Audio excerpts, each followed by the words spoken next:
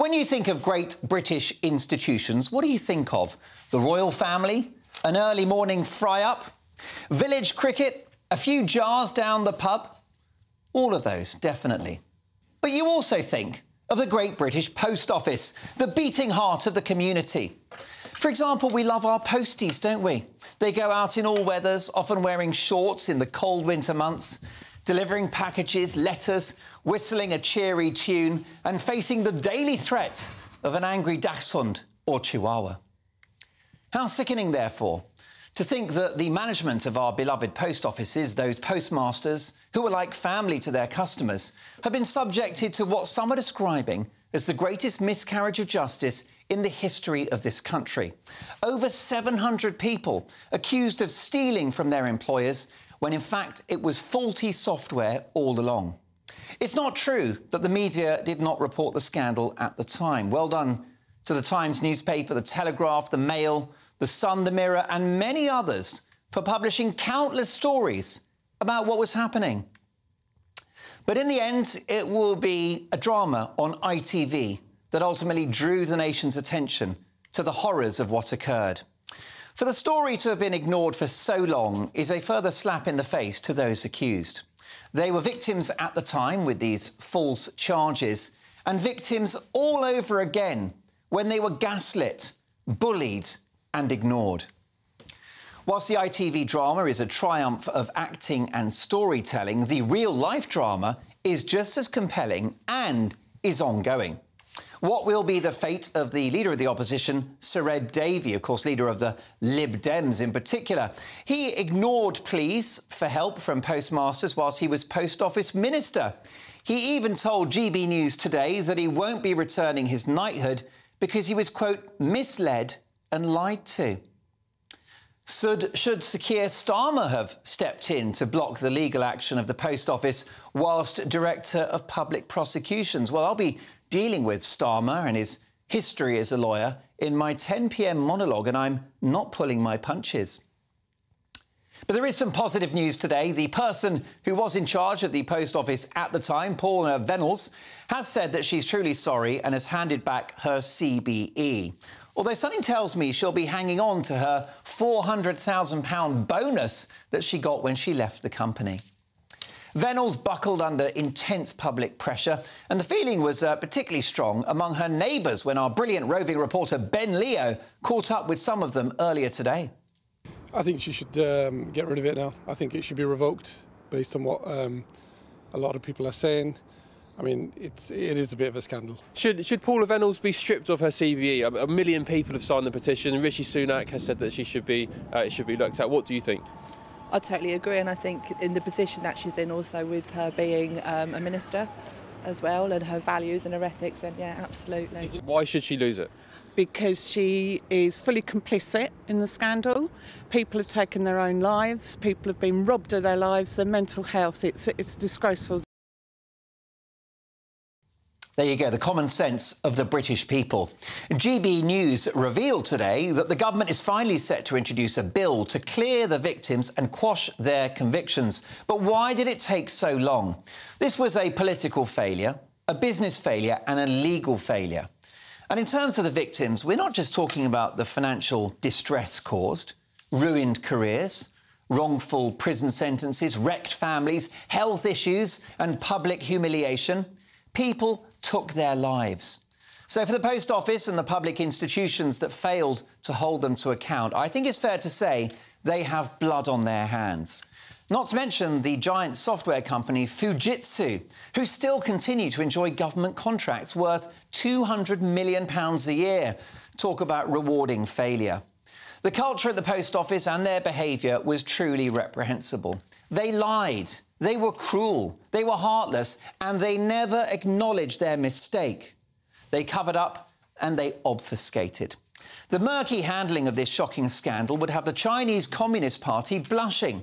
So, we need rapid justice for all of the victims now, with fast-tracked pardons. And compensation should run into the tens, if not hundreds of millions. And all of those individuals involved in this Post Office scandal should be sent packing, preferably by recorded delivery. Your reaction, mark at gbnews.com. Let's get the thoughts of my brilliant panel tonight. We are coming in hot with GB News star Nana Akua, former Environment Secretary, Conservative MP Ranil Jayawardena, and author and journalist Rebecca Reid. Rebecca, where do you start with a story like this? A human tragedy and a double insult to the victims, ignored and gaslit, and still they don't get justice. Absolutely, and I think there's a figure, and I can't remember exactly what the number is for the compensation, which sounds enormous, but actually when you work out how many people were affected by this and then you split it amongst them, it's actually not even that much money. Yeah. So people's lives were ruined, a pregnant woman was in prison, and the amount of compensation that they're currently being offered is not actually life-changing money, and it should be. None of these people should ever have to work ever again, the ones who are still alive. And there are people who are unfortunately no longer with us. If this happened in the United States, every single one of those 700 people would be multi-millionaires and they right should now. be. I think they should be more litigious, because the only way that people learn is when you hit them in the pocket. And I think the Fujitsu should be absolutely terrified, because I think the national mood, it's one of those stories where it's not a left thing, it's not a right thing, it's a right and wrong thing. And everyone knows that what happened was wrong. Nana, Rebecca raises a great point there. This hasn't been, for a rare occasion, it's not political, it's not left versus right. We're united in our horror at what happened to these people. Well, we're united in our horror, but it is typical of this country, because it's always lessons will be learned. I mean, how many inquiries have we got going at the moment? The infected blood scandal, that's still going. People are dying as we're talking about it. We've had the COVID inquiry. Now, that's got, what, 10 more years to run or whatever.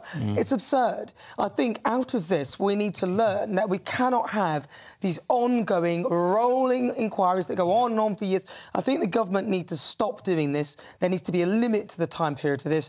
But the people who are involved in this, I think some of them should be in prison. And as for Ed Davey, if he thinks that he's going to hang on to his leadership role, I don't think so. Nobody would be looking at wanting to vote for the Liberal Democrats if he's at the helm. I'm afraid the fact that he's defiant and thinking that he's going to cling on to his Sir Ed Davey. No, Ed.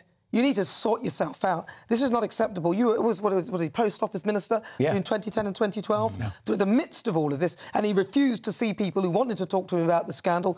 Ed, I'm sorry, but it's curtains. Now, you're calling him Ed Davey, so have you already officially stripped him of his knighthood? I have stripped him in my mind of his knighthood. Not stripped him in my mind. For God's sake, people. No way. You're not that desperate. No. Listen, this is obviously has political implications, doesn't it? Potentially for Keir Starmer as a former Director of Public Prosecutions. What about Ed Davey? Do you think his position is tenable? I mean, you are a Conservative MP, so, you know, we ought to understand you've got skin in the game. But what is your view? Well, so I'm, as you say, I'm slightly biased on this front. But, you know, I come back to two key points. First, Sir Ed Davey was Post Office Minister. His party will be responsible for deciding whether they should continue to be led by him. But as you say, there's another knight who also has a role here.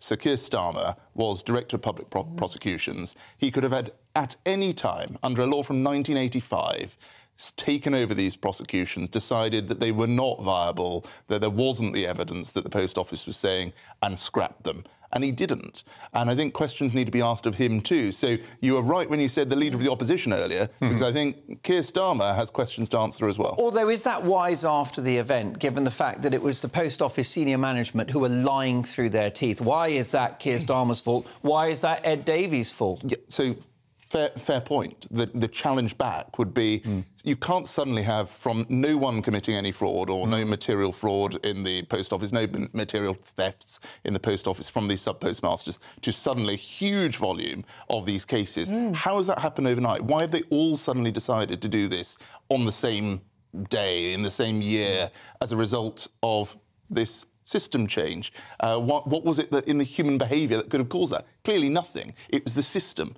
And I would have thought a DPP might have looked at that. So I think there is a question there for Sir Keir Starmer to answer. Interesting answers. There's plenty more, isn't it? Well, we're going to return to this with the papers at 10:30 because I've got a good steer that this is dominating tomorrow's headlines. Can I say I'm not one for cancel culture, but you do have to wonder about the position of Ed Davey. I'm not sure I'm on record as ever calling for someone to lose their job, but do you think he's gone too far on this occasion with his handling as the Post Office Minister of those postmasters and their genuine concerns? Has he got blood on his hands? I know it's strong language, but people did take their lives. Let me know your thoughts.